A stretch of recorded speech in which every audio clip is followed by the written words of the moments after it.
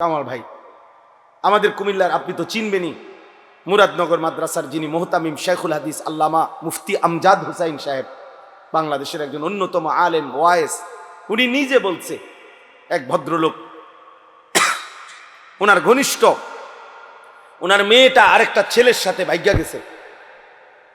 ভাগ্যা যাওয়ার পরে মেয়েটার তালাশে উনি বহু তালাশ কইরা মোটামুটি সন্ধান পাইয়া আনতে পারে নাই, থানায় মামলা করছে। কসম আল্লাহর, উনি নিজে বলছে ওই মেয়েটা মেয়ের বাবার কাছে চিঠি লিখছে, এটা চিঠি পাঠাইছে। চিঠির মধ্যে মেয়ে স্পষ্ট লিখছে, আপনারা দুইজন যে কাজটা করেছিলেন অবিকল আমি তো তাই করলাম, এখন আমার বেলায় পুলিশ পাঠালেন কেন? আমার বেলায় থানায় মামলা কেন? আপনারা বাপ মাও তো ভাগ্যা গিয়েই বিয়ে করছেন, এখন আমার বেলায় থানায় পুলিশ পাঠালেন কেন, মামলা দিলেন কেন?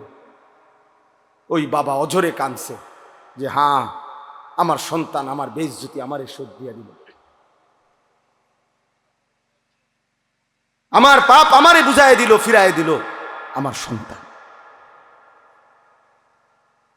এই জন্য প্রিয় সন্তান, মনে রাখো, আমার কাছে আরবি কিতাব আছে, ইমাম ইবনুল কাইয়িম আল জাওজি রাহমাতুল্লাহ আলাইহির কিতাব আদ-দা ওয়াদ-দাওয়া কিতাবের নাম। এই কিতাব রোগ এবং তার ঔষধ, গুনাহের ব্যাপারে, অনেক গুনার ব্যাপারে উনি আলোচনা করছে। তো ওইখানে জিনা ব্যভিচার, নারীর সাথে অসভ্যতা অশ্লীলতার ব্যাপারে যে আলোচনা করছেন, ওইখানে একটা বাণী আছে, আমি দাগ দিয়ে রাখছি। ইমাম শাফিঈ রাহমাতুল্লাহ আলাইহি বলছে, বিশ্ববিখ্যাত ইমাম, চার মাযহাবের একজন ইমাম, হানাফি শাফিঈ আমরা বলি না, এই ইমাম শাফিঈ রাহমাতুল্লাহ আলাইহির একটা বাণী, উনি বলছেন আজ-জিনা কারজুন। ইমাম শাফিঈ রাহমাতুল্লাহ আলাইহি বলছে, যুবক ছেলেরা বাবা শোনো, উনি বলছে জিনা এবং ব্যভিচার এটা করজ, এটা ঋণ। ঋণ যেমন সুদ দিতে হয়, তোমার এই অসভ্যতা ব্যভিচার তোমার ফ্যামিলির কাউকে না কাউকে দিয়ে সুদ দিতে হবে। আল্লাহর কসম, তোমার যদি বিশ্বাস না হয় এই কিতাব আমি দেখাবো, এবং এই কিতাবের বাংলা অনুবাদও আছে। তোমারে সুদ দিতে হবে, যদি তওবা না করে ফিরে না আসে, আর আল্লাহ যদি মাফ না করে, তাহলে এটা কি দিতে হবে? সুদ। এটা ঋণ। আজ-জিনা কারজুন, জিনা এবং ব্যভিচার কর্জ, ঋণ, ঋণ। অতএব দোস্ত আমার, বন্ধু আমার, প্রিয় সাথী আমার, মজলুমের দিকে আরেকবার তাকাও, ইমানদারের খণ্ড বিখণ্ড লাশের দিকে আবার তাকাও, গাজা ফিলিস্তিনের মজলুম মার দিকে আবার তাকাও, আরেকবার নিজের দিকে তাকাও। এমন মুহূর্তে একজন মুসলমান সন্তান এমন করা, নামাজ নাই, সেজদা নাই, আল্লাহ নাই, রসুল নাই, এগুলো কার মতো তোমরা চুল রাখলা? কারে তোমাদের প্রিয় মানাইরা? কার লেবাস, কার পোশাক তোমাদের পছন্দ হইল? দোস্ত আমার, কোন খেলোয়াড়ের গেঞ্জি পরলা? সে মুসলমান? আর্জেন্টিনার খেলোয়াড় মুসলমান, ব্রাজিলের খেলোয়াড় মুসলমান, তো সে তোমার পছন্দ হলো কেন? মেসি তোমার প্রিয় হবে কেন? এ তো পত্রিকা আসছে, ওর দুইটা বাচ্চা হওয়ার পরে, যে মহিলার থেকে দুইটা বাচ্চা হয়েছে, তার 9 বৎসর পরে ওই মহিলারে বিয়ে করছে, দুইটা বাচ্চা লইয়া। হ্যাঁ, এটা তো আমি নিজ চোখে দেখছি। ব্যাপারে 9 বৎসরের অবৈধ মেলামেশায় দুইটা বাচ্চা হইছে, এরপরে 2 বাচ্চা লইয়া হে ওই মহিলারে বিয়ে করছে। বিয়ে করছে 9 বছর পরে, বাচ্চা হয়েছে আরো 9 বছর আগে। এত বড় অসভ্য কোন মুসলমানের সন্তানের মডেল হইতে পারে? তো তোমার চুল তার মতো হবে কেন? সামান্য বিবেকও কি থাকবে না মিয়া? বলো। হাইসো না বাপ, হাইসলে মনে রাখো তুমি প্রতিবন্ধী। মূলত তোমার তার সিরা। এই জন্য কোনো কথাই তোমার উপরে আসর করে না, কারণ মাতাল এমনই হয়, যার তার সিরা পাগল সে সব কথাই হাসে, কারণ তার তো তার সিরা নাই। তো বিবেকের দংশন থাকা উচিত। সবার কাছে আমি অনুরোধ, সংখ্যা কোনোভাবেই কোনো মূল বিষয় না। মনে করেন এখানে 50,000 লোক হইল, তো এতে করে আমার কবর রাজা মাফ তো আর কি, তাইলে আর আহামরি কি? তাইলে সংখ্যা কোনো বিষয় না, সফলতা কিংবা ব্যর্থতার জন্য সংখ্যা কোনো বিষয় না। কোরআনুল কারীমের মধ্যে আছে, আল্লাহ তাআলা বলেন, কালিলাম মা তাশকুরুন, শুকর আদায় করে কম। কালিল, কালিলাম মা তাযাক্কারুন। কোরআনুল কারীমে আল্লাহ বলেন, আমি আল্লাহর কথা থেকে উপদেশ গ্রহণ করে কম। ওয়া কালিলুম মিন ইবাদিয়াশ শাকুর। আল্লাহ তাআলা বলেন, আমার কৃতজ্ঞ শুকরকারী বান্দা হয় কম। তাহলে আল্লাহ তাআলা তো কমের প্রশংসা করছেন কিনা বলে? হ্যাঁ। তাহলে সংখ্যা কম কিংবা বেশি সফলতা কিংবা ব্যর্থতার জন্য কোনো বিষয় না। সবাই চিনতে হবে অথবা চিনে না, এই পরিচিত বা অপরিচিতি, এটাও সফলতার কোনো বিষয় না। সবাই চিনলে সফল, সবাই না চিনলে ব্যর্থ, এমন কথা কোরআন সুন্নায় নাই। এটা ইসলামী দৃষ্টিভঙ্গি না। মনে করেন এই কোরআনুল কারীমের মধ্যে 25 জন নবী এবং রাসূলের নাম আছে। কতজন? 25 জন। তাহলে এখন 25 জন নবী এবং রাসূলের নাম আছে, পৃথিবীর অন্যান্য সমস্ত কিতাব একত্র করলে আরো কিছু নবী রাসূলের নাম পাওয়া যাবে। আচ্ছা, ধরে নিলাম আরো 100, ধরে নিলাম আরো 200, ধরে নিলাম আরো 300, এত হবে না। তাইলে বাকি নবী রাসূলদের এখন সংখ্যা আমাদের সবাই আমরা মিলে বলি যে 25 জন নবী এবং রাসূলের নাম কোরআনে উল্লেখ হয়েছে। তো নবী এবং রাসূল সর্বমোট 25 জনই তো 1,24,000 এই বর্ণনাটিকে যদি ধরা হয়, এই রাওয়ায়াতটাকে যদি ধরা হয়, তো আসমানের নিচে জমিনের উপরে একেবারে যদি বাড়ি চালানো দেয়, তারপরেও তো 1000 খানিক নবী এবং রাসূলের নাম পাওয়া যাবে না। তাইলে বাকি যে এই লক্ষের উপরে নবী এবং রাসূলদের নাম পৃথিবীর কোনো কিতাবে নাই, কেউ জানে না, তাইলে ওনারা ব্যর্থ বলো না ভাইয়া? তাইলে কি হলো? সবাই চিনতে হবে সফলতার জন্য, এটা জরুরি না, এটা জরুরি না। রাসূলুল্লাহ সাল্লাল্লাহু আলাইহি ওয়াসাল্লাম আরাফাতের ময়দানে বিদায় হজ্জে তিনি যখন ভাষণ দিছেন, খুতবা দিছেন, তখন 1.25 লক্ষ সাহাবী নবীজির সামনে ছিল হজ্জের ময়দানে। 1.25 লাখ সাহাবী মানে 1,25,000, তাহলে আরো কিছু কম বেশ হইতে পারে। এখন গোটা পৃথিবীর কোন কিতাবে এই 1.25 লক্ষ সাহাবীর নাম আসেনি, নাই। 313 জন বদরি সাহাবীর নাম, বদরের যুদ্ধের অংশগ্রহণকারী, ওনাদের নাম একসাথে পাওয়া যায়। আর আলাদা আরো সাহাবীদের নাম কিছু পাওয়া যাবে। সব তালাশ করলে তো হয়তো যদি 1000 হয় বা 2000 হয়, একেবারে ধরে নিলাম 5000 সাহাবীর নাম তালাশ করে খুঁজা পাওয়া গেল, তো বাকি যে 1,20,000 সাহাবীর নাম পৃথিবীর কেউ জানে না, ওই শুধু আরাফ হজ্জের ময়দানের, তো ওনারা ব্যর্থ সবাই। তাহলে এটা বোঝা উচিত, সফলতা কিংবা ব্যর্থতার জন্য সংখ্যাও কোনো বিষয় না। যেমন কোরআন শরীফে সূরা ইয়াসিনের মধ্যে আছে 3 জন রাসূল আল্লাহ তাআলা একটি এলাকায় পাঠাইছেন, এক এলাকায় ফাআযাজনা বিসালিতিন ফাকালু ইন্না ইলাইকুম মুরসালুন। 3 জন মোট। এই তিনজন রাসূল একটি এলাকায় দিবানিশি আল্লাহর দাওয়াত দিয়ে, কালেমার দাওয়াত দিয়ে ওনাদের হাতে কালেমা পড়ছেন, গ্রহণ করছেন শুধু একজন। কয়জন? একজন মাত্র, একজন। ওয়াজা মিন আকসাল মদিনাতে রাজুলুন, সির্ফ একজন, একজন মাত্র ব্যক্তি কালেমা পড়ছেন তিনজনের দাওয়াতে, তিনজন রাসূলের দাওয়াতে। তাইলে ইনারা এই তিনজনের দাওয়াত মাত্র একজন গ্রহণ করলো, তাহলে ওনারা ব্যর্থ? এটা বুঝা উচিত, এটা বুঝলে সহজ। এজন্য সংখ্যা কোনো বিষয় না, মহান আল্লাহ পাক রব্বুল আলামিন গ্রহণ করলো কিনা সেটা বড় বিষয়। নবী সাল্লাল্লাহু আলাইহি ওয়াসাল্লাম বলছেন, ফাওয়াল্লাহি লা আন ইয়াহদিয়াল্লাহু বিকা রাজুলান ওয়াহিদান খায়রুন লাকা মিন হুমুরিন নাআম।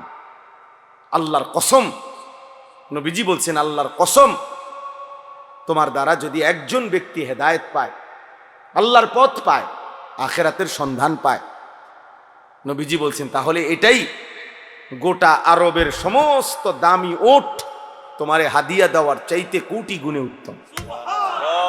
কয়জন ভাইয়া? একজন।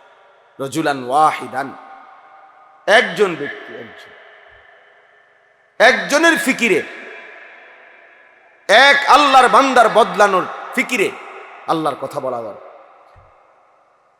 আমাদের যেখানে এখানে যারা উঠতি বয়সের কোন ইমাম সাহেব আছেন, আপনাদের জন্য এটা সবক। আপনারা যদি এটা ভাবতেন, বুঝেন, ইনশাআল্লাহ উম্মতের আরো ফায়দা হবে। নওজোয়ান আলেম যারা উঠতি বয়সের, তাদের জন্য এটা সবক। আমি ওয়াজ করলে শুনবে কয়জন?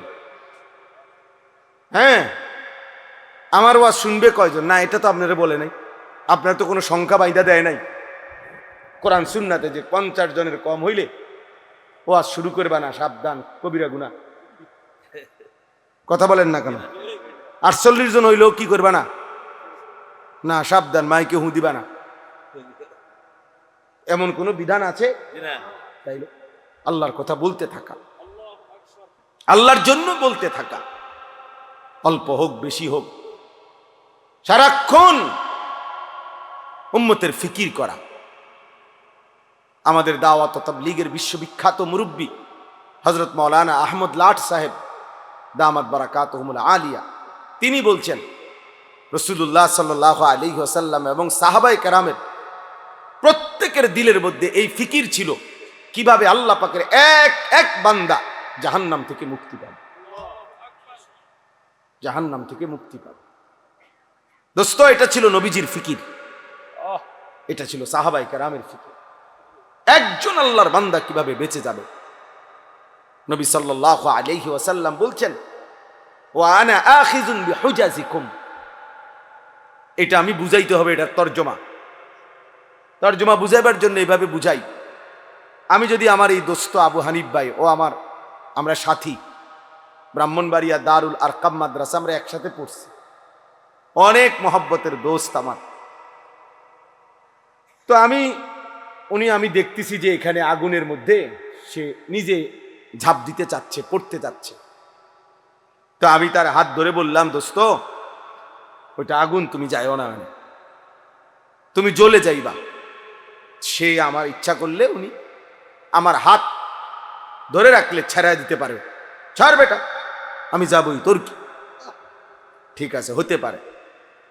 এবার আমি কাঁধে ধরলাম, কাঁধে হাত দিয়ে বললাম, দোস্ত না, তুমি ওই আগুনে যাইও না, তুমি জ্বলে যাইবা, তুমি ক্ষতিগ্রস্ত হবা, আমি বন্ধু তোমারে যাইতে দেব না। এবারও ইচ্ছা করিলে কাঁধের হাত সে ছাড়াই দিতে পারে, কাঁধের থেকে হাত নামাই দিতে পারে, সর বেটা, আমি যাবই। আচ্ছা, এইবার যদি আমি এইভাবে কোমরে জড়াইয়া ধরি, কোমরে, যে না দোস্ত, আমি তোরে যাইতে দেব না, ওই আগুনে পড়তে দেব না, তাইলে ছেলেরা, বাবা তোমরা শোনো, তাইলে নিয়ম কি? হাতের বাঁধন ছেড়ে দেওয়া যায়, কাঁধের থেকে হাত ফেলে দেওয়া যায়, কিন্তু কোমরে যদি কেউ জড়াইয়া ধরে, এখান থেকে ছুটে যাওয়া কঠিন কিনা? কথা বলেন না? অনেক কঠিন। খোদার কসম নবী বলছে, ওয়া আনা আখিযুন বিহুজাজিকুম, উম্মত আমি চেয়েছি আমার একটা একটা উম্মতকে এভাবে কোমরে জড়াইয়া ধরে জাহান্নামের আগুন থেকে বাঁচাই। আমি এটা চেয়েছি,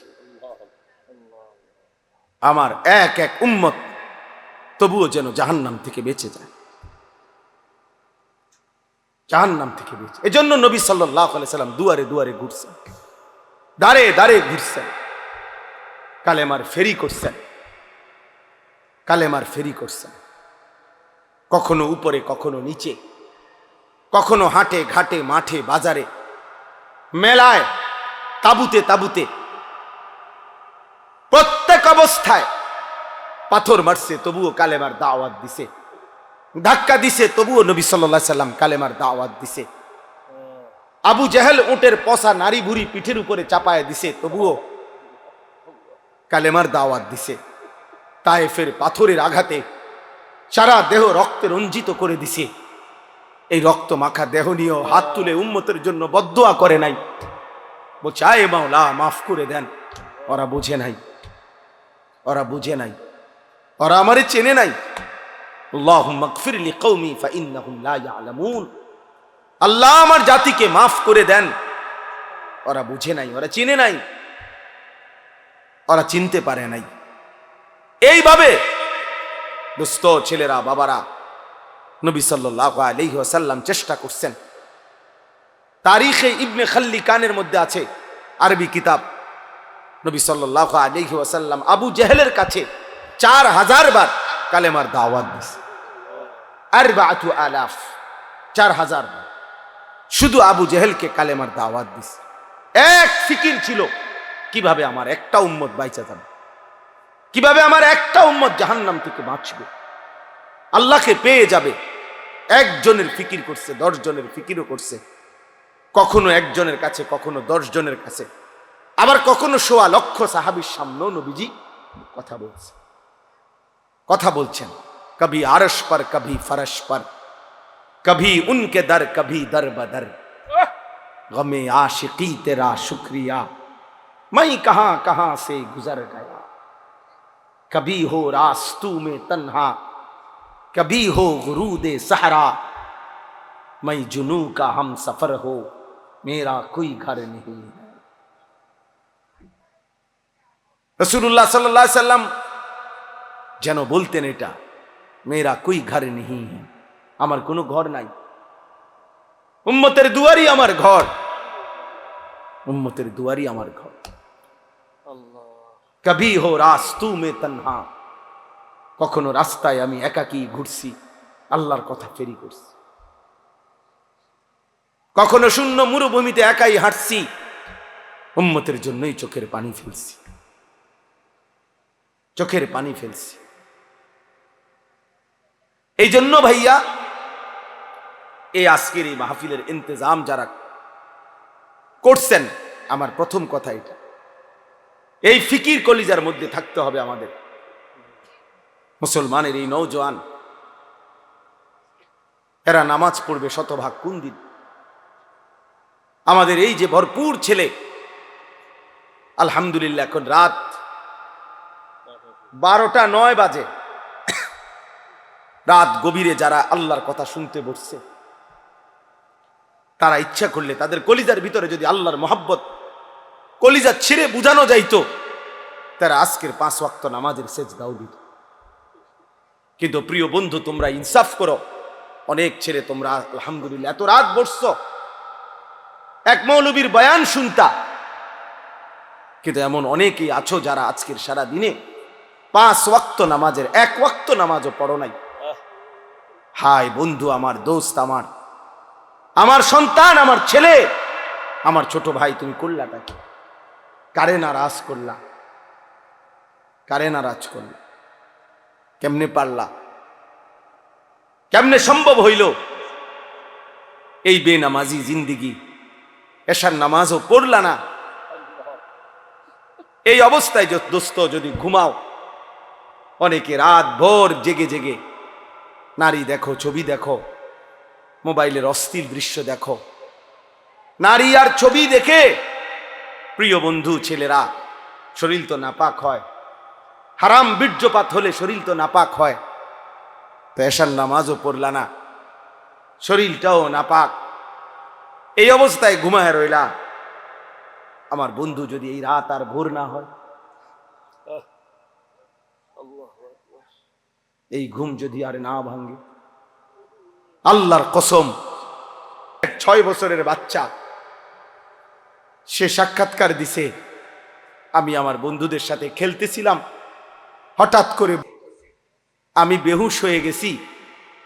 আমার যখন হুঁশ আসছে, 6 বছরের মাসুম বাচ্চা বলতেছে, আমি হুঁশ ফিরে আসার পরে দেখি আমার ডান হাতটা নাই,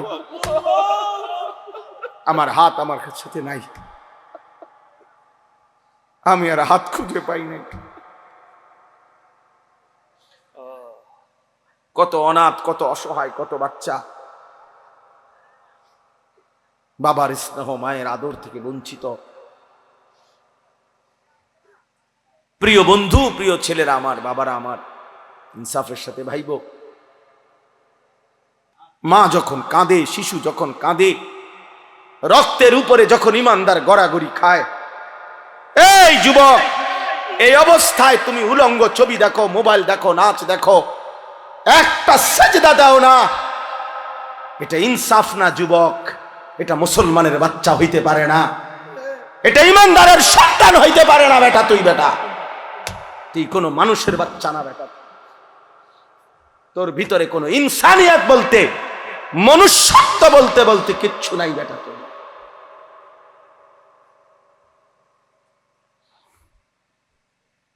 ওই জানোয়ার তোর চাইতে ভালো বেটা। তুমি মুমিনের রক্ত দেখো নাই? তুমি মজলুমের আহাজারি শোনো না? ওমা লাকুম লা তুকাতিলুনা ফি সাবিলিল্লাহ ওয়াল মুস্তাদাফিনা মিনার রিজালি ওয়ান নিসাই ওয়াল বিলদান আল্লাযীনা ইয়াকুলুনা রাব্বানা আখরিজনা মিন হাযিহিল ক্বরিয়াতিয যালিমি আহলুহা। আল্লাহ বলে, তোমাদের কি হলো? তোমরা কেন আল্লাহর রাস্তায় জীবন দিচ্ছ না, জিহাদ করছো না? অথচ দুর্বল পুরুষ, শিশু, বৃদ্ধা, নারী, বাচ্চা চিৎকার করে বলছে আর আল্লাহকে ডাকছে, মাওলা জালেমের এই জমিন থেকে আমাদেরকে রক্ষা করো মাওলা। ফিলিস্তিনি মা আহাজারি করছে, বোন আহাজারি করছে, ছেলে আহাজারি করছে, 6 বছরের মাসুম বাচ্চাও কাঁদতেছে। কোন কান্না, কোন চোখের পানি, কোন রক্ত, শহীদের কোন লাশ, তোমাদের যাদের কলিজার মধ্যে একটু বিবেক নাড়াইল না, তোমরা কেমন মানুষ বলো ভাই? ইনসাফ করো, ইনসাফ করো, রহম করো দোস্ত, রহম করো। ছেলেরা এত অসভ্যতা মানা। এই ছেলে, নামো নামো এখান থেকে বেটা, ফালতু কোথাকার বেটা।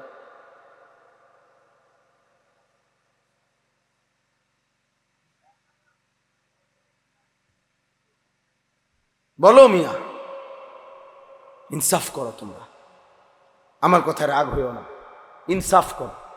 মুসলমানের সন্তান এমন হওয়ার কথা ছিল না, ইমানদারের সন্তান এমন হওয়ার কথা ছিল না। একজন মুসলমান, যার বাবা মুসলমান, মা মুসলমান, যার বংশ মুসলমান, যার রক্তে ইসলাম, এইভাবে আল্লাহকে ভুলে কিভাবে? এইভাবে আল্লাহকে ভুলে,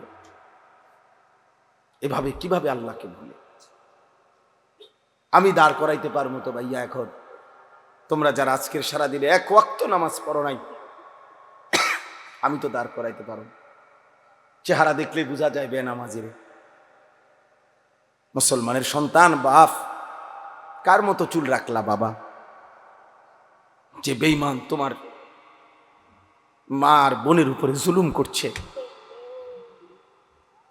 যে বেঈমান তোমার ইমানদার ভাইয়ের রক্তে জমিন ভাসায় দিছে, তুমি তার মতো সাজলা? ছি ছি ছি। মুসলমান এত নির্লজ্জ হয় কেন? ইমানদার এত আত্মমর্যাদাহীন হয় কিভাবে? আমার যুবক তুমি নষ্ট হইও না, আমার নওজোয়ান তুমি নষ্ট হইও না। আমি এইমাত্র বলছি, আজকে আমাদের পূর্বপুরুষ, আলহামদুলিল্লাহ, আমাদের দাদারা, বাবারা, আমাদের জেনারেশন, আমরা যারা 40-45 বছরের বয়সী, আমাদের পূর্বপুরুষ, দাদা বাবা আকসারি দিনদার ছিল, 3 পুরুষ দিনদার ছিল। আজকে তোমরা যারা 18, 20, 25 বছর বয়সে তোমরা একটা ওয়াক্ত নামাজ পড়ো না, সারা দিন সারা রাত মোবাইল, নারী, ছবি, অশ্লীল দৃশ্য, উলঙ্গ নাচ গান নিয়ে ব্যস্ত আছো, তোমাদের হাতেও একটা জেনারেশন আসবে। আল্লাহ চাহে তো ইনশাআল্লাহ তোমরাও বিয়ে করবা, আল্লাহ দিলে তোমাদেরও বাচ্চা সন্তান হবে। সেদিন তোমরা বুঝবা তোমাদের এই অব্যাহত গুনাহ, অসভ্যতার, অস্থিরতার খেসারত তোমাদেরকেই দিতে হবে। আমি একটা উদাহরণ বলি, শুনেন কামাল ভাই। আমাদের কুমিল্লার, আপনি তো চিনবেনই, মুরাদনগর মাদ্রাসার যিনি মুহতামিম শেখুল হাদিস আল্লামা মুফতি আমজাদ হুসাইন সাহেব, বাংলাদেশের একজন অন্যতম আলেম ওয়ায়েস, উনি নিজে বলছে, এক ভদ্রলোক, ওনার ঘনিষ্ঠ, ওনার মেয়েটা আরেকটা ছেলের সাথে ভাগ্যা গেছে। ভাগ্যা যাওয়ার পরে মেয়েটার তালাশে উনি বহু তালাশ কইরা মোটামুটি সন্ধান পাইয়া আনতে পারে নাই, থানায় মামলা করছে। কসম আল্লাহর, উনি নিজে বলছে, ওই মেয়েটা মেয়ের বাবার কাছে চিঠি লিখছে, এটা চিঠি পাঠাইছে। চিঠির মধ্যে মেয়ে স্পষ্ট লিখছে, আপনারা দুইজন যে কাজটা করেছিলেন অবিকল আমি তো তাই করলাম, এখন আমার বেলায় পুলিশ পাঠালেন কেন? আমার বেলায় থানায় মামলা কেন? আপনারা বাপ মাও তো ভাগ্যা গিয়েই বিয়ে করছেন, এখন আমার বেলায় থানায় পুলিশ পাঠালেন কেন, মামলা দিলেন কেন? ওই বাবা অঝরে কাঁদছে যে হ্যাঁ, আমার সন্তান আমার বেইজ্জতি আমারে শোধ দিয়ে দিল, আমার পাপ আমারে বুঝায় দিল, ফিরায় দিল আমার সন্তান। এই জন্য প্রিয় সন্তান, মনে রাখো, আমার কাছে আরবি কিতাব আছে, ইমাম ইবনুল কাইয়িম আল জাওজি রাহমাতুল্লাহ আলাইহির কিতাব আদ-দা ওয়াদ-দাওয়া কিতাবের নাম। এই কিতাব রোগ এবং তার ঔষধ, গুনাহের ব্যাপারে, অনেক গুনার ব্যাপারে উনি আলোচনা করছেন। তো ওইখানে জিনা, ব্যভিচার, নারীর সাথে অসভ্যতা, অশ্লীলতার ব্যাপারে যে আলোচনা করছেন, ওইখানে একটা বাণী আছে, আমি দাগ দিয়ে রাখছি। ইমাম শাফিঈ রাহমাতুল্লাহি আলাইহি বলছে, বিশ্ববিখ্যাত ইমাম, 4 মাযহাবের একজন ইমাম, হানাফি শাফিঈ আমরা বলি না, এই ইমাম শাফিঈ রাহমাতুল্লাহ আলাইহির একটা বাণী, উনি বলছেন আজ-জিনা কারজুন। ইমাম শাফিঈ রাহমাতুল্লাহ আলাইহি বলছে, যুবক ছেলেরা, বাবা শোনো, উনি বলছে জিনা এবং ব্যভিচার এটা করজ, এটা ঋণ। ঋণ যেমন সুদ দিতে হয়, তোমার এই অসভ্যতা, ব্যভিচার তোমার ফ্যামিলির কাউকে না কাউকে দিয়ে সুদ দিতে হবে। আল্লাহর কসম, তোমার যদি বিশ্বাস না হয়, এই কিতাব আমি দেখাবো, এবং এই কিতাবের বাংলা অনুবাদও আছে। তোমারে সুদ দিতে হবে। যদি তওবা না করে ফিরে না আসে, আর আল্লাহ যদি মাফ না করে, তাহলে এটা কি দিতে হবে? সুদ। এটা ঋণ। আজ-জিনা কারজুন, জিনা এবং ব্যভিচার কর্জ, ঋণ, ঋণ। অতএব দোস্ত আমার, বন্ধু আমার, প্রিয় সাথী আমার, মজলুমের দিকে আরেকবার তাকাও, ইমানদারের খণ্ড বিখণ্ড লাশের দিকে আবার তাকাও, গাজা ফিলিস্তিনের মজলুম মার দিকে আবার তাকাও, আরেকবার নিজের দিকে তাকাও। এমন মুহূর্তে একজন মুসলমান সন্তান এমন করা, নামাজ নাই, সেজদা নাই, আল্লাহ নাই, রসুল নাই, এগুলো কার মতো তোমরা চুল রাখলা? কারে তোমাদের প্রিয় মানায় না? কার লেবাস, কার পোশাক তোমাদের পছন্দ হইল? দোস্ত আমার, কোন খেলোয়াড়ের গেঞ্জি পরলা? সে মুসলমান? আর্জেন্টিনার খেলোয়াড় মুসলমান, ব্রাজিলের খেলোয়াড় মুসলমান, তো সে তোমার পছন্দ হলো কেন? মেসি তোমার প্রিয় হবে কেন? এ তো পত্রিকা আসছে ওর 2টা বাচ্চা হওয়ার পরে, যে মহিলার থেকে 2টা বাচ্চা হয়েছে, তার 9 বৎসর পরে ওই মহিলারে বিয়ে করছে, 2টা বাচ্চা নেই। হ্যাঁ, এটা তো আমি নিজ চোখে দেখছি। ব্যাপারে 9 বৎসরের অবৈধ মেলামেশায় 2টা বাচ্চা হয়েছে। এরপরে 2 বাচ্চা লইয়া হে ওই মহিলারে বিয়ে করছে। 9 বছর পরে, বাচ্চা হয়েছে আরো 9 বছর আগে। এত বড় অসভ্য কোন মুসলমানের সন্তানের মডেল হইতে পারে? তো তোমার চুল তার মতো হবে কেন? সামান্য বিবেকও কি থাকবে না মিয়া? বলো। হাইসো না বাপ, হাইসলে মনে রাখো তুমি প্রতিবন্ধী, মূলত তোমার তার সিরা। এই জন্য কোনো কথাই তোমার উপরে আসর করে না, কারণ মাতাল এমনই হয়।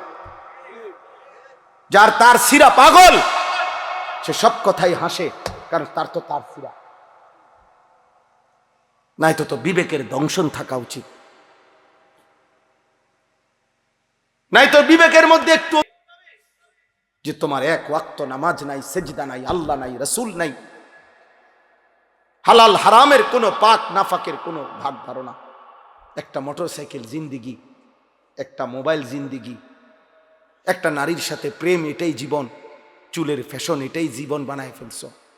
বন্ধুদের সাথে অসৎ আড্ডা, কিছু অশ্লীল বিশ্রী বাজে কথাবার্তা, নিজেদের মধ্যে অসভ্য নোংরা কথাবার্তা, এটাকেই জীবনের আনন্দ, হাসি খুশি বানাই।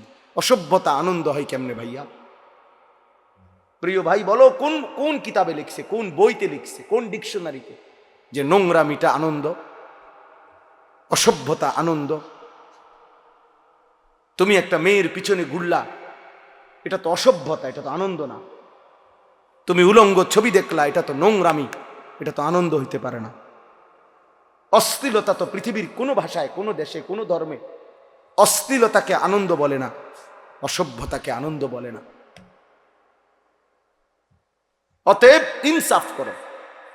মূলত দিল মরে গেছে যার, আখেরাত ভুলে গেছে যে, ইনসানের কাতার থেকে যে নিজেকে বিচ্ছিন্ন করেছে, জন্তু এবং জানোয়ারের খাতায় যে নিজের নাম লেখাইছে, অসভ্যতার অস্থিরতা, আল্লাহকে ভুলে থাকা একমাত্র তার পক্ষে সম্ভব। এবার আমি কোরআন থেকে বলি, কোরআনুল কারীমের সূরা আরাফের মধ্যে আছে স্পষ্ট, আল্লাহ তাআলা বলেছেন, ওয়াত্তাবাআ হাওয়াহু ফামাসালুহু কামাসালিল কালব। আল্লাহর কসম, কোরআনের আয়াত। আল্লাহ বলছে, মনের ইচ্ছা মতো যে চলে, আমার মনে যা চায় আমি তাই করব। ওয়াত্তাবাআ হাওয়াহু, যে তার নফসের মনের চাহিদার অনুসরণ করে। কিসের আল্লাহ, কিসের রাসূল, কিসের কোরআন? বাদ দে বেটা, এডি হুজুরদের এসব কথা বাদ। আমার মনে যা চায় তাই করব। চুল আমার ইচ্ছা মতো, জামা আমার ইচ্ছা মতো, পোশাক আমার ইচ্ছা মতো, মন চাইলে খাড়াইয়া মুতলাম, মন চাইলে বইয়া মুতলাম, মন চাইলে মানুষের মেয়েরে বিরক্ত করলাম, মন চাইলে সারা রাত উলঙ্গ ছবি দেখলাম, যা ইচ্ছা তাই করলাম। আমার বাবার সম্মান, মার সম্মান, কিচ্ছুর আমার কোনো পরোয়া নাই। আল্লাহর কসম, কোরআনে আল্লাহ বলছে, এমন জীবন যার, তার দৃষ্টান্ত কামাসালিল কালব, কুত্তার মতো, কুত্তার মতো, কুত্তার মতো। এই নাফরমান, এই জিন্দেগি কুত্তার জিন্দেগি, কুত্তার জিন্দেগি। এজন্য বেনামার জীবনে রাখিস, তোর জিন্দেগি কুত্তার জীবন। সেজদাবিহীন যুবক, মনে রাখিস তোর জীবন কুত্তার জীবন।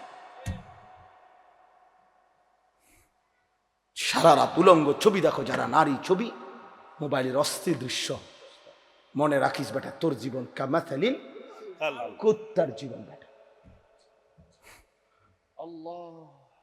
জানোয়ারের জীবন বেটা। এই একবার সুযোগ পাইছি, একবারই বললাম, আরেকবার আসতে হবে জরুরি না, আরেকবার আসার কোনো প্রয়োজন নেই।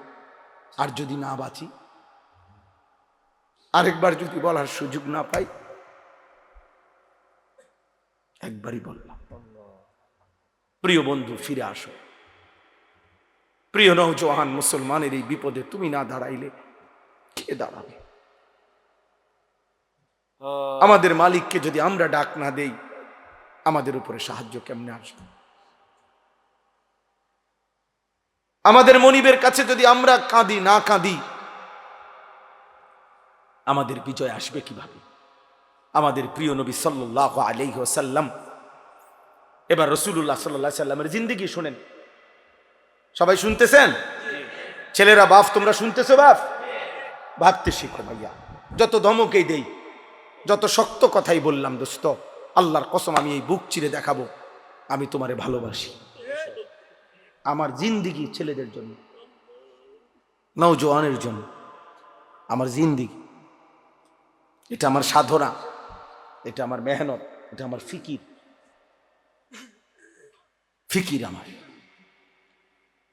আল্লাহর নবী সাল্লাল্লাহু আলাইহি ওয়াসাল্লাম মাত্র 313 জন সাহাবীকে নিয়ে বদরের যুদ্ধে যখন যুদ্ধের ময়দানে দাঁড় করাইছে 1000 কাফেরের মোকাবেলায়, হাদিসে স্পষ্ট আছে নবীজি সাল্লাল্লাহু আলাইহি সাল্লাম তখন সাহাবীদেরকে বললেন, তোমরা দাঁড়াও, যারে যেমনে দাঁড় করাইছি দাঁড়াও, তবে আমি আদেশ না দেওয়া পর্যন্ত যুদ্ধ শুরু করবা না। কথা বুঝছেন কিনা? এই কথা বলে আল্লাহর নবী সাল্লাল্লাহু আলাইহি সাল্লাম পিছনের দিকে আসছে, একটু পিছনের দিকে আসছে আর কি। আয়েশা পাহাড়ের টিলায় নিচে, পাহাড়ের চূড়ার নিচে আল্লাহর নবী সাল্লাল্লাহু আলাইহি ওয়াসাল্লাম সেজদা করছে। সেজদা দিয়ে এক টানা কাঁদতে শুরু করছে। নবী সাল্লাল্লাহু আলাইহি সাল্লাম অঝরে চোখের পানি ফেলতেছেন এই বদরের প্রান্তরে। তখন আল্লাহর নবী সাল্লাল্লাহু আলাইহি সাল্লাম বলছেন, আল্লাহ আমি আপনার কসম করে বলতেছি, ইন তুহলিক হাদিহিল ইসাবা লান তুবাদা ফিল আরদ। মাওলা, আমার সামান্য পুঁজি, আমার গত 13 বৎসরের মক্কার মেহনত, মদিনার 6 মাস বা 1 বছর, আমার এই 14 বছরের কাছাকাছি সময়ের মেহনতে আমার এই 313 জন সাহাবী, আমার পুঁজি আমি দাঁড় করাইছি ময়দানে। এই ছোট্ট সৈন্য আমার অল্প কয়টা লোক, আজ যদি বদরের এই প্রান্তরে আপনি যদি আমার এই সামান্য বাহিনী শেষ করে দেন, এরা যদি শহীদ হয়ে যায়, তো মনে রাখেন মাওলা, লান তুবাদা ফিল আরদ, আপনার জমিনে আর আপনাকে ইবাদত করার কেউ থাকবে না। আমার পুঁজি তো 313 জন, ওরা যদি শহীদ হয়ে যায় সবাই, আপনার সেজদা দিবে কে? আপনার গোলামি করবে কে? এইভাবে আল্লাহর নবী সাল্লাল্লাহু আলাইহি সাল্লাম অঝরে কাঁদতেছিলেন আর বলতেছিলেন, আহাজারি করতেছিলেন। আল্লাহ রাব্বুল আলামিন ঠিক তখন জিব্রাইল পাঠাইয়া নবী সাল্লাল্লাহু আলাইহি সাল্লামকে সরাসরি জানায় দিছেন, বন্ধু ফাস্তাজাবা লাহুম রাব্বুহুম, আপনার দোয়া আমি কবুল করেছি। আমি আল্লাহ আসমান থেকে এই মুহূর্তেই জিব্রাইলের নেতৃত্বে 1020 ফেরেশতার কাফেলা আপনার সাহায্যে পাঠাচ্ছি। আন্নী মুমিদ্দুকুম বিআলফিন মিনাল মালাইকাতি মুরদিফিন, আমি এক্ষুনি পাঠাচ্ছি। আপনার সাথে আপনার সাহাবীদের সাথে কাঁধ মিলিয়ে ফেরেশতারা যুদ্ধ করবে। বদরের যুদ্ধে আল্লাহ তাআলা মুমিনের বিজয় দান করছেন, বিজয় দান করছেন। তাহলে এই জন্য ভাইয়া, প্রিয় ভাই আমার, রাসূলুল্লাহ সাল্লাল্লাহু আলাইহি ওয়াসাল্লাম চোখের পানি ফেলছেন আল্লাহর নবী সাল্লাল্লাহু আলাইহি ওয়াসাল্লাম। আজকে আমরা তো কমপক্ষে চোখের পানিটা তো ফেলতে পারি। এই মুহূর্তে আমরা যদি গাজা যাইতে তো চাই, যাওয়ার জন্য কসম আল্লাহর, শুধু এই মাহফিলে বলতেছি না, একাকিত্ব মালিকের কাছে 1000 বার বলছি, মালিক যদি এই জান তোমার পছন্দ হয় তো এই জান দিতে রাজি আমি, তবুও মজলুমকে বাঁচায় দাও, মজলুমকে বাঁচায় দাও। যে সারা বাংলাদেশ ব্যাপী যখন মিছিল হয়েছে, আমাদের সবাই আমরা মিছিল করছি, আলহামদুলিল্লাহ, আমরাও মিছিলে গেছি, আমরাও মিছিল। আমার ছোট ছেলে, আমার 2 ছেলে, আমার বড় ছেলে 13 বছর, ওরে আমি সাথে নিছি, তো আমার 7 বছরের ছোট ছেলে, এই যে আমাদের সারা দেশ একসাথে যে মিছিল করলাম আমরা, 7 বছরের ছেলে ওই দাঁড়ায় আছে। তা আমি বললাম, আব্বা তুমি ছোট মানুষ, তুমি যাইও না। আলহামদুলিল্লাহ, মালিকের দয়া, আমার বিবি ওই আমারে বলতেছে যে আমার পক্ষ থেকে আমি আমার ছোট ছেলে দিলাম, কসম আল্লাহ। বলছে ওরও নিয়ে যান, এটা আমি আমার পক্ষ থেকে দিলাম। অতএব আমি এই মাত্র বলছি, রাসূলুল্লাহ সাল্লাল্লাহু আলাইহি সাল্লামের একজন মহিলা সাহাবী হযরত আয়েশা রাদিয়াল্লাহু তাআলা আনহার বড় বোন হযরত আসমা রাদিয়াল্লাহু তাআলা আনহা, ওনার ছেলে ছিলেন আব্দুল্লাহ ইবনে জুবায়ের রাদিয়াল্লাহু তাআলা আনহু, বিখ্যাত সাহাবী। সর্বশেষ উনি যখন হাজ্জাজ ইবনে ইউসুফের বিরুদ্ধে যুদ্ধ করার জন্য বের হইতেছিল, শেষবারের মতো দুশমনের মোকাবেলায় যুদ্ধে যাওয়ার সময় ওনার আম্মা এই আসমা হযরত আবু বকর সিদ্দিক রাদিয়াল্লাহু তাআলা আনহুর মেয়ে, উনি তখন 90 ঊর্ধ্ব বয়স, উনি চোখে দেখতেন না, অন্ধ হয়ে গেছিলেন। এই মহিলা আসমা আবু বকর রাদিয়াল্লাহু তাআলা আনহুর কন্যা, মানে আয়েশা রাদিয়াল্লাহু তাআলা আনহার বোন। তো আব্দুল্লাহ ইবনে জুবায়ের ওনার ছেলে, উনি যুদ্ধে যাবে, শেষবারের মতো মার কাছে আসছে বিদায় নিতে। মারে আয়েশা বলছে, মা আমার এই শেষবারের মতো দোয়া করে দাও, আমি শহীদ হওয়ার জন্য দুশমনের মোকাবেলায় যাচ্ছি। তো মা তো চোখে দেখে না, আমরা নিজে উর্দু কিতাবে পড়ছি, উনি কাছে আসছে, মা উনারে কাছে আসতে কইছে। তো কাছে আসছে, আর হযরতে আসমা চোখে দেখেন এমনি হাত বাড়াইছে ছেলের গায়ে দোয়া করার জন্য, হাত লাগাইয়েই হাত সরাই ফেলছে। সাথে সাথে হযরত আব্দুল্লাহ ইবনে জুবায়ের অবাক হয়ে গেছে যে আমার মা আমার গায়ের থেকে হাত সরাই ফেললো কেন। ওনার আম্মা আসমা 90 বছরের ঊর্ধ্বে যার বয়স, মুসলিম নারী, সেই মা বলতেছে, আব্দুল্লাহ তুমি না শহীদ হওয়ার জন্য যুদ্ধে যাচ্ছ বললা? বলছে হ মা, শহীদ হওয়ার জন্যই তো যাচ্ছি। হযরত আসমা বলছে, তাহলে সন্তান আমার লোহার বর্ম গায়ে দিলা কেন? লোহার পোশাক গায়ে দিলা কেন? যদি বলো শহীদ হবা, তাহলে গায়ে লোহার পোশাক পরলা কেন? তুমি না বলে শহীদ হবা, খোলো এই পোশাক, আল্লাহর জন্য জান দিয়ে দাও। তো পোশাক খুলে ফেলছে উনি। এরপরে খালি জামায়, শুধু স্বাভাবিক জামা দিয়ে যুদ্ধ করে হযরত আব্দুল্লাহ ইবনে জুবায়ের শাহাদাত বরণ করছে। আরো শোনো যুবক, আমি উর্দু কিতাবে এই ঘটনাও পড়ছি। আল্লাহর নবী সাল্লাল্লাহু আলাইহি সাল্লামের একজন সাহাবী ছিল হাবিব ইবনে যায়েদ, হাবিব ওনার নাম। নবী সাল্লাল্লাহু আলাইহি সাল্লামের এই সাহাবীকে একজন মিথ্যা নবী দাবিদার, সর্বপ্রথম যে নিজেকে মিথ্যুক নবী দাবি করছিল নবী সাল্লাল্লাহু আলাইহি সাল্লামের ইন্তেকালের কয়েকদিন আগে, তার নাম হলো মুসাইলামা, মুসাইলামাতুল কাজ্জাব। তখন নবীজি তখন জীবিত, একেবারে লাস্ট টাইম। এই সময় সে নিজেকে মিথ্যা নবী দাবি করছিল। এই মিথ্যুকের অনুসারী যে কয়েকজন, তারা ঘটনাচক্রে এই রাসূলুল্লাহ সাল্লাল্লাহু আলাইহি সাল্লামের মাত্র 16 থেকে 17 বছর বয়সী হাবিব ইবনে যায়েদ এই সাহাবীকে বন্দী করছে, আটকাইয়া ফেলছিল।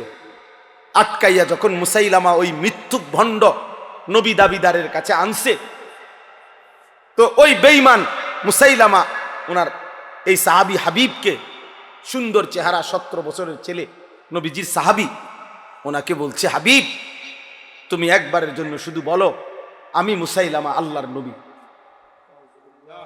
তখন হযরত হাবিব বলছে, আল্লাহর কসম, আশহাদু আন্না মুহাম্মাদান রাসূলুল্লাহ ওয়া আনতা কাদ্দাব, আমি সাক্ষ্য দিচ্ছি মুহাম্মদ সাল্লাল্লাহু আলাইহি সাল্লাম তিনি আল্লাহর রাসূল আর তুই মিথ্যুক।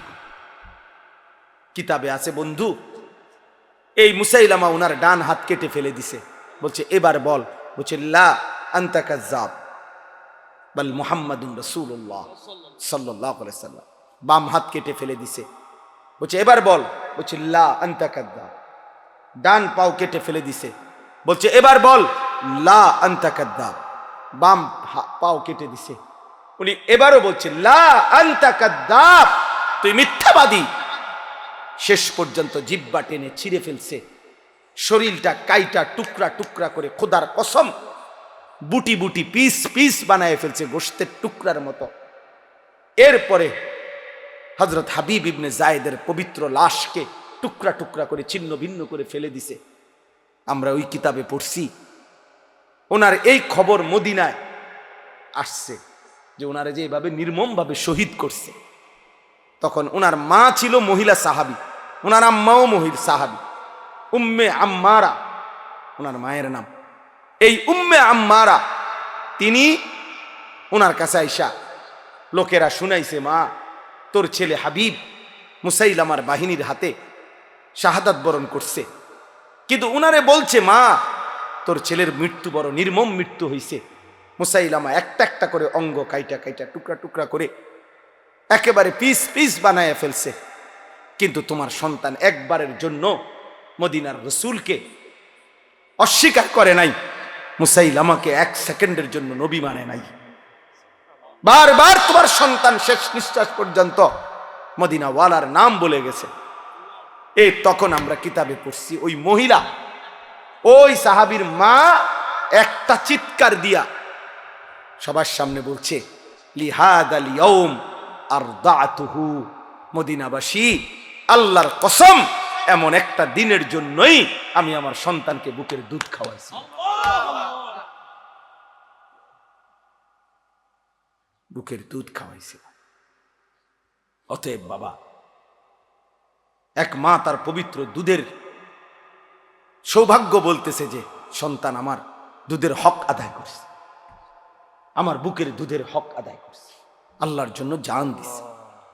আজকে তোমাদের মারাও 2 বছর তোমাদেরকে দুধ পান করাইছে, তোমাদের বাবা হাজারো বার তোমাদের মুখে গালে চুমা দিছে, তোমাদের বাবার ঘাম ঝরানো টাকা দিয়ে সংসার চালাইছে, বিনিময়ে মা বাবাকে এত বড় অপমান করো না। রাসূলুল্লাহ সাল্লাল্লাহু আলাইহি ওয়াসাল্লাম 23 বছরে কি পরিমাণ কাঁদছেন, তিনি কাঁদছেন। আমি প্রায় বলি এ কথাটা যে নবী সাল্লাল্লাহু আলাইহি সাল্লাম অসংখ্য উম্মতের আমল নামা দেখে যখন দেখবে পৃষ্ঠার পর পৃষ্ঠা নামাজ নাই, রোজা নাই, হালাল হারামের কোনো অনুভূতি নাই, পাক নাফাক বলতে কিচ্ছু নাই, 30 বছর ফজরের নামাজ পড়ে না এমন উম্মত 40 বছর কোনোদিন হারাম ছাড়া হালাল খায় নাই, সুদের ব্যবসা করে গেছে 40 বছর, দাড়ি কাইটা গেছে 30 বছর, মিথ্যা বলছে 60 বছর বয়স, আমল নামায় দেখা যায় বিড়ি আর সিগারেট ছাড়া কোনো দিন বাকি নাই, গালি ছাড়া কোনো দিন নাই, নাচ গান টেলিভিশন ছাড়া কোনো রাত নাই। আল্লাহর কসম, নবী সাল্লাল্লাহু আলাইহি সাল্লাম ওই উম্মতের দিকে তাকাইয়া চোখের পানি ফেলে নবীজি বলবে, উম্মত আমার 23 বছরের চোখের পানি, আমার তায়েফের রক্ত, আমার উহুদের দান দান শহীদ বিনিময়ে এই আমল নামা।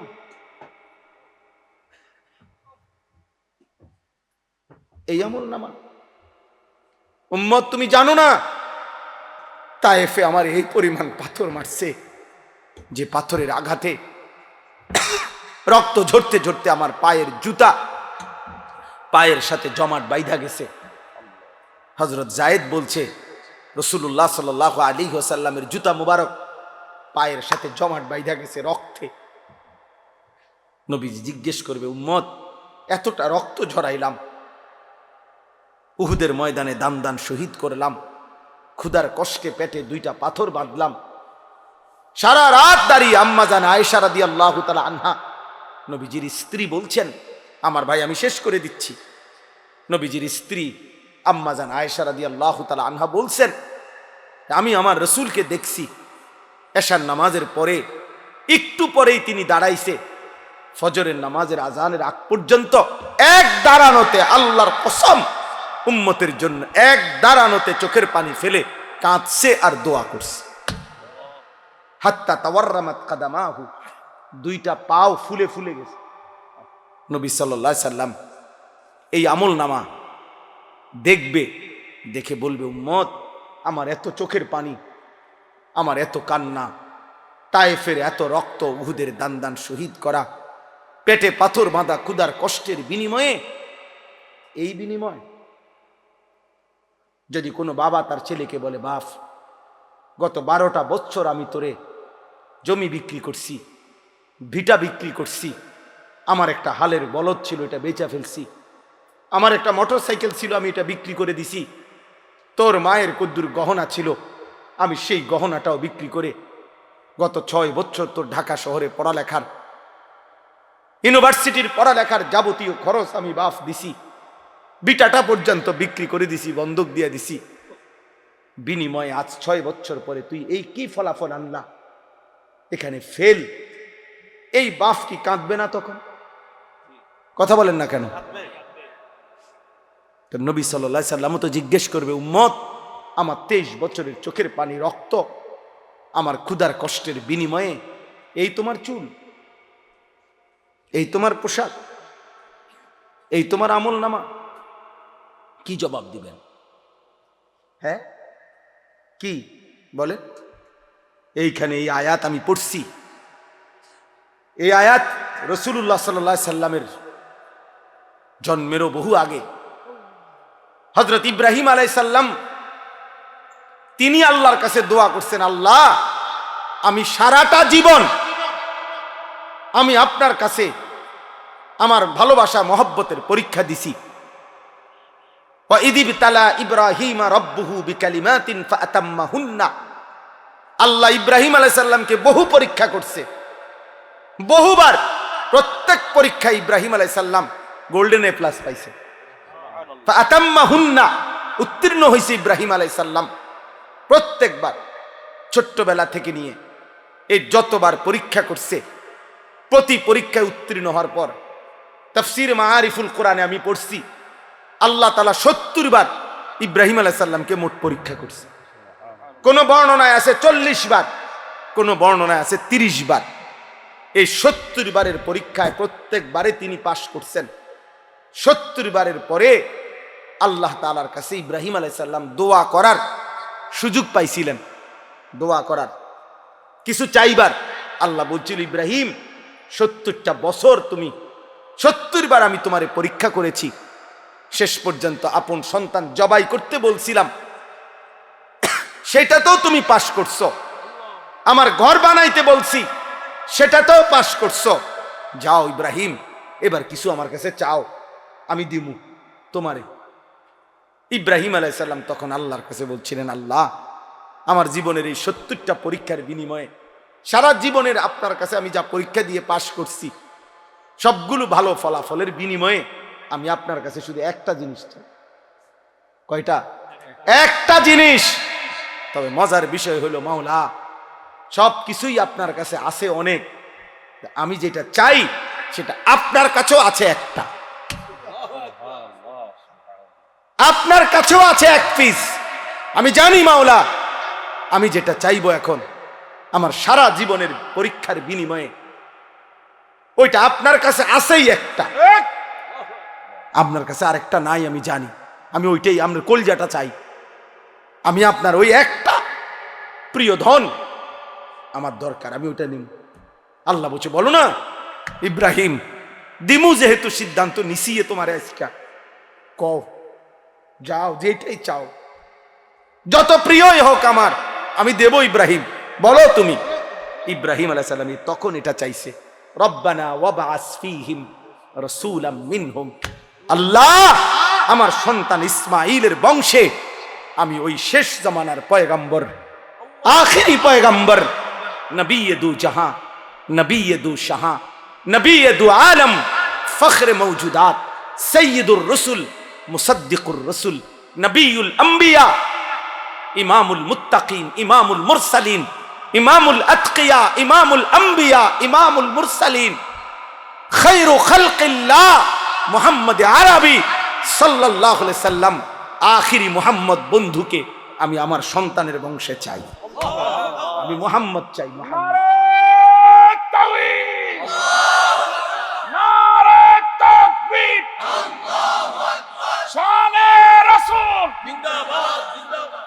বুঝছুনি ভাইয়া?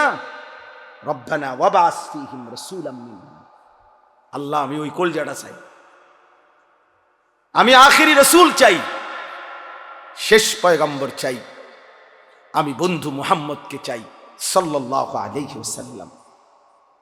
এখন নবী সাল্লাল্লাহু আলাইহি ওয়াসাল্লাম আখিরি নবী, নবী মুহাম্মদ সাল্লাল্লাহু আলাইহি ওয়াসাল্লাম মহান আল্লাহ পাকের কাছে কয়জন? একজন। হুসনে ইউসুফ দমে ঈসা, ইয়াদে বাইদা দারি, আঁচে খুবা হামা দারন, তু তনহা দারি। আল্লামা ইকবাল বলছে, হে নবী মুহাম্মদ, ১৬ লক্ষ আম্বিয়ার, সব নবী সব রাসূলের যত গুণ, যত বৈশিষ্ট্য, যত মুআজিজা সব আলাদা আলাদা করে খুঁজে দেখছি, আপনি একা বন্ধু, আপনার মাঝে সব একসাথে খুঁজে পেয়েছি। আছে খুবা হামা দারান তু তানহা দারি, আপনি একাই সব, আপনি একাই সব, আপনি একাই সব। এজন্য আমরা লাকাদ মান্নাল্লাহু আলাল মুমিনিনা ইয বাআসা ফীহিম রাসূলাম মিন আনফুসিহিম, আমাদের জীবনের সবচেয়ে বড় অর্জন আমরা আখিরি রাসূল পেয়েছি। আমাদের জীবনের সবচেয়ে বড় পাওয়া বন্ধু কে? আমার সন্তানের বংশে ইয়াতলু আলাইহিম আয়াতিকা, সে আপনার কালাম তেলাওয়াত করে পরবর্তী বংশধরকে শোনাবে। ওয়া ইউআল্লিমুহুমুল কিতাবা ওয়াল হিকমা, কোরআন এবং সুন্নাহর আলোকে আপনার বান্দাদের জীবন গড়ে দিবে। ওয়া ইউযাক্কিহিম, আপনার বান্দার কলিজাটা পাক সাফ করে পবিত্র করে দিবে। সুবহানাল্লাহ। ইন্নাকা আনতাল আজিজুল হাকীম, আমি জানি মাওলা আপনি সবটা ক্ষমতা রাখেন, আপনি মহাপ্রজ্ঞাময় শক্তিশালী। এজন্য এই আয়াত পড়ার উদ্দেশ্য হলো এই শেষ কথা আমার, আমরা শ্রেষ্ঠতম নবীর উম্মত, আখিরি রাসূলের উম্মত। অতএব আমাদের ঈমান, আমাদের আমল, আমাদের তাকওয়া, আমাদের ইখলাস আরো বেশি হওয়া উচিত। শেষ জামানার নবী, আখিরি নবীর উম্মত হিসাবে আমাদের আত্মমর্যাদা আরো বেশি হওয়া উচিত। এজন্য প্রিয় যুবক বাবা, পর্দার আড়ালের মা বোন, এত বড় শ্রেষ্ঠতম নবী পেয়ে আমরা যদি জিন্দিগিটা এভাবে নষ্ট করে দেই, এটা উচিত না, এটা ইনসাফ না। এজন্য আমি অনুরোধ করছি, আজকে এই রাত গভীরে তোমরা যারা কিশোর নওজোয়ান এতটা কষ্ট করে এত রাত অবধি বসে রইলা, আমি তোমাদের কাছে অনুরোধ করি ভাইয়া, মাথার চুল থেকে পায়ের নখ পর্যন্ত তুমি যেহেতু সুন্দর নিজেকে সাজাইতে চাও, আমিও বলি তুমি সুন্দর হও, কিন্তু সেই সৌন্দর্য নিজেকে যেহেতু সুন্দর করতে চাও, আল্লাহর কসম প্রিয় নবী সাল্লাল্লাহু আলাইহি সাল্লামের চাইতে সুন্দর এই কায়নাতে আর কেউ হইতে পারে না। অতএব সুন্দরী যেহেতু পছন্দ, তাহলে রাসূলুল্লাহ সাল্লাল্লাহু আলাইহি সাল্লামের সৌন্দর্য গ্রহণ করা এটাই সবচেয়ে বেশি বুদ্ধিমান এবং বিবেকবানের উচিত। কারণ প্রিয় নবী সাল্লাল্লাহু আলাইহি সাল্লাম তিনি হাসলেও সুন্দর, তিনি কাঁদলেও সুন্দর, তিনি হাঁটলেও সুন্দর, তিনি বসলেও সুন্দর। হাজারো সাহাবী নবী সাল্লাল্লাহু আলাইহি সাল্লামের সৌন্দর্যের বর্ণনা দিয়েছেন। নারীরা, পুরুষেরা, সাহাবীরা সবাই নবীজির সৌন্দর্যের প্রমাণ করছেন। 1450 বছর ধরে আপনজন দুশ্মন সবাই নবীজির জীবনী গবেষণা করছে। ইমানদারের কাছেও তিনি শ্রেষ্ঠ, পৃথিবীর সমস্ত কাফের বেঈমানের কাছেও আল্লাহর রাসূল সাল্লাল্লাহু আলাইহি সাল্লাম শ্রেষ্ঠ। তাহলে তিনি বন্ধুর কাছেও শ্রেষ্ঠ, তিনি দুশ্মনের কাছেও শ্রেষ্ঠ। আমাদের নবীর চাইতে শ্রেষ্ঠ কোন দিক থেকে এই পৃথিবীর কোন বেঈমানও কাউকে এই পর্যন্ত প্রমাণ করতে পারে নাই। তাইলে শ্রেষ্ঠতম রাসূল আমার থাকতে তুমি বেঈমানের মতো সাজবা কেন? কেন তুমি সুন্নাত ছেড়ে দিবা? কেন তুমি আল্লাহর রাসূল সাল্লাল্লাহু আলাইহি সাল্লামকে ছেড়ে দিবা? অতএব একটা যুবকও যদি বোঝো, আমি তোমার জন্য বললাম, আমি একজনের জন্য বললাম, একজন, আল্লাহ তাআলা আমাদের প্রত্যেককে কবুল করে নেন। ছেলেরা বাবা, আল্লাহর ওয়াস্তে বাপ, তোমরা আখলাক সুন্দর করো, তোমরা তোমাদের এই চুল স্বাভাবিক বানাও, তোমরা দয়া করে আল্লাহর ওয়াস্তে বন্ধু এই চুল চারিদিকে সমান করে কাটো। এগুলা দাজ্জালের চুল। এই দাজ্জাল ইহুদিদের খোদা, একেবারে পরিষ্কার হাদিসে আছে ভাইয়া, ইহুদিরা যাকে খোদা মনে করে সে দাজ্জাল, দাজ্জাল। আর আল্লাহ রাসূল সাল্লাল্লাহু আলাইহি ওয়াসাল্লাম বলছে দাজ্জালের চুল হবে এলোমেলো, একেবারে বিশুদ্ধ হাদিস। স্বাভাবিকতার পরিপন্থী যত চুল এগুলা দাজ্জালের চুল। খোদার কসম, রব্বে কাবার কসম, এই মসজিদের ঘরের মালিকের কসম, আল্লাহ রাসূল সাল্লাল্লাহু আলাইহি ওয়াসাল্লাম বলছে দাজ্জালের চুল হবে স্বাভাবিকতার পরিপন্থী। এজন্য এই চুল রাখো না, এই চুল রাখো না, তুমি দুশ্মনের খপ্পরে পড়ে যাবা।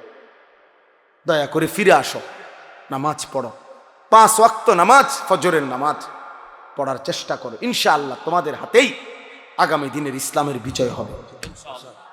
হ্যাঁ হ্যাঁ, যেই যুবকের হাতে যদি, নওজোয়ানের হাতে যদি জালেম ভাগতে পারে, নওজোয়ানের হাতে কালেমার পতাকা উড়বে ইনশাআল্লাহ। বাংলাদেশেও ইসলামের পতাকা উড়বেই ইনশাআল্লাহ। এজন্য আমি উদাত্ত আহ্বান জানিয়ে আজকের এই সুন্দর আয়োজন শেষ করলাম। আল্লাহ তাআলা আমাদের সকলকে ঈমান, আমল, তাকওয়া, রাসূলুল্লাহ সাল্লাল্লাহু আলাইহি ওয়াসাল্লামের সুন্নাতের মহব্বত দান করেন। আমিন।